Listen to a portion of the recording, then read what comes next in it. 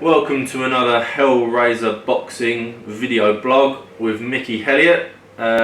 Today we're going to talk about a few things. We're going to kick off by talking about bad intentions and the results. Joshua White. It was a good bet you gave us there last time, wasn't it? Yeah, it did turn out to be. Do you know what? I mean, look, heavyweight boxing can never be certain. They both could have hit each other on the chin in the first round, that'd be it. But I was really surprised at how aggressive Joshua was. I thought, for certain, Joshua is not going to go and start trading with him early because he could seriously come unstuck. You think everything's built for himself, Olympic Games gold medal, deals with Sky, with Matchroom, all that. I thought he can just sort of play it safe and then maybe come on a bit heavier in the second half of the fight, even though he's never, it's a gamble in itself because he's never been in a long fight. But I thought that was the safest, and he engaged early. He nearly came unstuck. He did get caught In the second round. Yeah.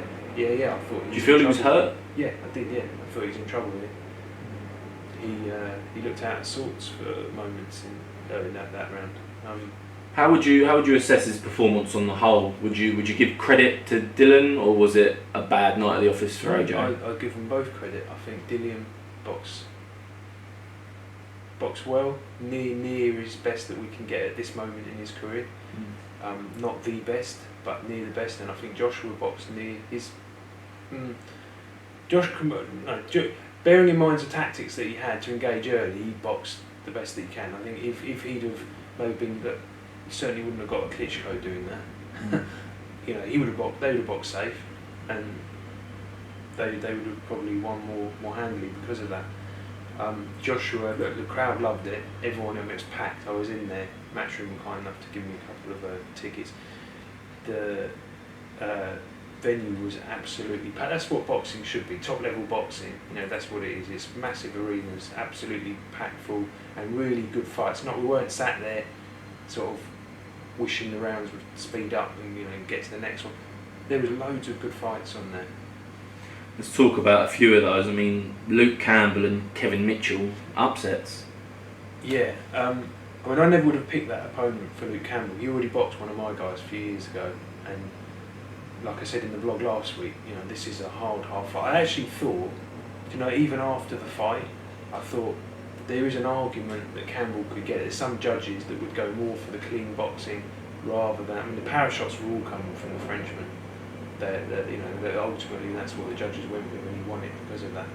But I did think if there's one judge, which sometimes you get, or even two judges possible, that go more for the straight stand-up, upright boxer sort of thing, they might end up shading a lot of these rounds to Campbell, and it wouldn't have rested well with me at all if Campbell had won it, because I thought he lost. But stranger things happen in boxing. It wouldn't. I'd have seen bigger rip-offs than that before. And Kevin Mitchell? I was baffled by Kevin Mitchell. I thought again the guy. I thought he's going to fence the guy, and I thought if he just sort of outboxes him and plays it safe, I thought he'll do that, and then by about the halfway mark, the other guy would be so sick of punching in thin air and getting his head jabbed off. And Ken Mitchell's got a great jab, brilliant jab. I expected him to use that. He did move a little bit, which I think there must have been a game plan to move, but he did move a little bit. But for me, he just got drawn. You're fighting like a short, fast, strong slugger, and you're a tall, skinny-ish guy. I was a tall, skinny boxer. I realised, right, you don't stand with these guys. You don't go punch for punch with them. You've got to fence them. That's what I call it, fencing. Just win the round, nick the round, and let the other guy tire himself out. Keep him working all the time. 3 minutes a round, he's working, and then when he eventually starts getting disheartened with missing and getting the jab all the time, then you start picking him off with big shots. But Kevin seemed to want to take the guy's head off early. Do you think it was an oversight from him? Do you think he had that Anthony Crolla fight in his head already before going in there? No, nothing could really explain, I don't think, for me. There's no logic to the way he boxed, so I can't give rational answers to why I think he done it. Maybe he thought the guy was potentially there to be blasted out. I mean, look, maybe he was, but I mean, it's crazy to roll the dice, because obviously that all the advantages with the other guy, trading at close range, all the advantages that Kevin's got, he gave them away, and he sort of then made it, at best for him, a 50-50, at worst maybe 60-40, 70-30 in the other guy's favour. And I couldn't believe what I was seeing as I was watching it. I just thought, how come you're doing that? You know, I just thought, before, you know, some fights, before you go in, you've got to realise, okay, at some point he's going to hit me on the chin. Right, he's going to hit me. He's a solid guy. He's fast. He can clearly punch. At some point he's going to catch me, and I'm ready for it. When he catches me, I'm not going to bite. I'm not going to get sucked in. I'm not going to lose my game plan. I'm not going to, you know, I'm going to be disciplined. I'm going to stick to jab, move. If it's boring, so what? I win the fight. I just jab, I move, I hold him. I do all the little tricks that I know to buy myself time, and let the guy burn himself out. When he slows down, by about halfway, then we can start teeing off on him. But Kevin just seemed as if like the movement wasn't really because he wanted to move. It was like he was doing it, and as soon as a guy came close, he wasn't interested in running away or trying to sort of skive his way through. He wanted to have it with him, and unfortunately he got hit with some big shots. Very difficult to see where he goes from here now, Kevin. Just can get a win. He might get one more bite. I hope for him that he does. But if he's to go and box like that, it's quite despondent now. I mean, in stark contrast to the Kevin Mitchell fight was Chris Eubank Jr.'s performance. What did you make of that one? Yeah, he obviously boxed really good. I thought, in fact, that was okay. So the first that fight, okay. So yeah, he boxed very well. I mean, he was a little bit wild, which I thought was not necessarily the right tactics for Spike. But look, he caught him time and time again, and then I think the corner pulled him out. It was only one way it was going to finish, so let them do it. Be interesting to see where Eubanks goes from here. Yeah, I mean, didn't Mick Hennessy just win the purse bid for the Eubanks Blackwell? Okay, so that's what's really interesting. What I've been talking to a lot of people about since. So Hennessy won the purse bids. Apparently, he bid over £250,000. I think I heard it was 258,000, something like that, which is it's an enormous purse bid. Why I find it so fascinating, apart from the sheer enormity of it, that for me that was a strategic move. That he's got Tyson Fury, who is now world heavyweight champion. Eubanks is also a name. If he goes to Sky with Tyson Fury and Eubanks, but I have to, saying Hennessy Sports has to promote the show. I mean, Sky, I can't see how they can turn it away. I can't see how they can, but I mean, there'd be a lot of money down the drain. I can't see them doing that. I think they'll. So potentially quite a clever move. Yeah, clever move. Going to really test the situation that Matchroom have at the moment, where they seem to be getting all the dates.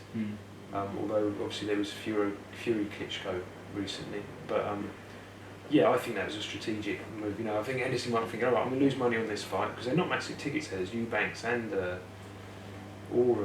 Blackwell. They're all right, but they're not huge ticket sellers. So going to lose a lot of money on that fight. But like I say, if it's a strategic move, I think it might be quite a shrewd one.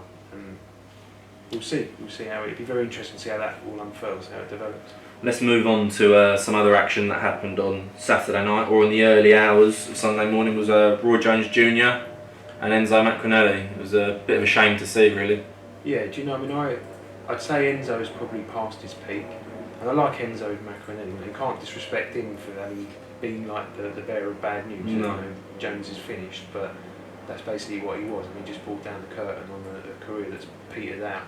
I pray that Roy Jones was earning loads, millions. I mean, how he I hope he doesn't need the money. That's his money. Yeah, it was just like an awful. It wasn't even like a lucky punch, or I mean, you could just see he's just what you call, unfortunately, he is a shot fighter. He's done, and in fact, it's not even shot. It's beyond that. That performance was just awful. And again, I reiterate it. That's not. You go in a boxing ring. You do what you've got to do to to win the fight and look after yourself and come out in one piece. And Enzo did that. Can't blame him. I'm sure he got well paid, and it's a great name for him to have on his record. Would, if they'd have boxed, at their peaks, I couldn't see Enzo. Without being, again, I like Enzo a lot, and I'd like to see him do well, but he wouldn't have beat Roy Jones. He wouldn't have beat him really.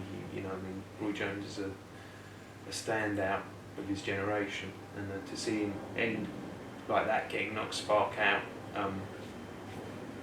quite sad. A little bit closer to home then, and on matters Hellraiser, what's the latest with Woodgate Camacho? Okay, so that fight's going ahead now on February the 27th at the York Hall. So we obviously won the purse bid. I was a bit disappointed. I saw Steve Goodwin put Waddy out on a show like 5 weeks before.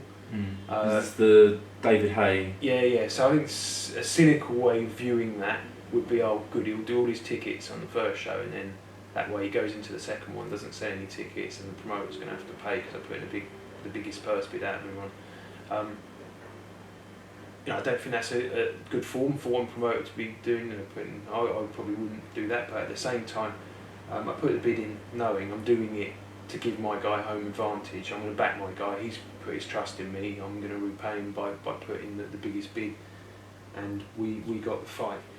And that's what's important to me actually, is that Woodgate goes and does the business now. They've got plenty of time to prepare, and also gives my guy home advantage in the fight. So if Waddy's going to have a distraction 5 weeks before, something that's nothing to do with Woodgate, got to go concentrate on someone else, great, because it means my guy's going to have, like, from now till the fight to focus on that, and we've got our game plan already mapped out. We know exactly what we're going to use to win that fight with Dan, and for me that would be a high point of my management of Dan, certainly, or management of all boxers, for him to go and win Southern Area Cruiserweight title. So we're going to put all our eggs in that basket, and hope that he goes and pulls it off on the night. Other good news this week, the signing of Tommy Williams. Yeah, signed up new. He's had two bouts, like won one, lost one, but he's a decent fighter, and glad to have him on. And now we give him the right environment to get him out, get him active, and get him moving. In Southern Area title, that'd be our first objective. So we'll move towards that. We look forward to seeing him next year.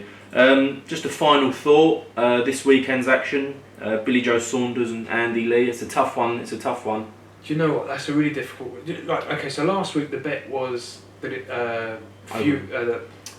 Joshua and White's going to go longer than 2.5 rounds. And that, right, if someone had said it was almost evens with Paddy Power, I Bet Boxing gave it a good price on that as well.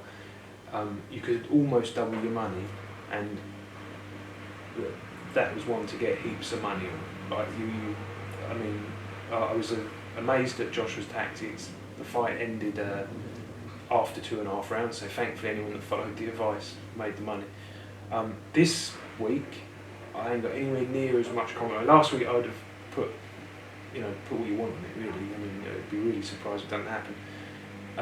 This one I think it's a genuine 50-50. I think if maybe the in-play betting is where the value is there, because I think if Andy Lee can drag Billy Joe Saunders into a ruck, into a fight, into a brawl early on, then I strongly fancy Andy Lee, because I have suspicions. I think Saunders' stamina has been suspect. Andy Lee looks like a consummate athlete. He always comes in good nick. He's with Adam Booth. I'm sure we'll have him in good shape, and I think the later rounds that will pay off. If the pace of the fight is really slow, and it turns into a chess match, I think I'd edge probably towards Saunders. But my feeling is that Andy Lee probably realises that and probably do everything he can to draw Saunders into a fight in the hope that he can outlast him, which I think he will if he can draw him into a fight. But we'll see. That Saunders showed against Eubank, could see he ran out of steam a little bit at the end, but he's got a big heart and he sort of saw himself through. But yeah, it'd be a good fight. I'm going to the Manchester Arena. I've got a Michael Stewart fighting on the undercard, so I'm lucky I'll be in the arena and I'll certainly watch that fight. I'm staying up there. Sometimes you go and you come straight back as soon as but it's a really good card, really good build that they've put together up there, so I'll be watching every fight.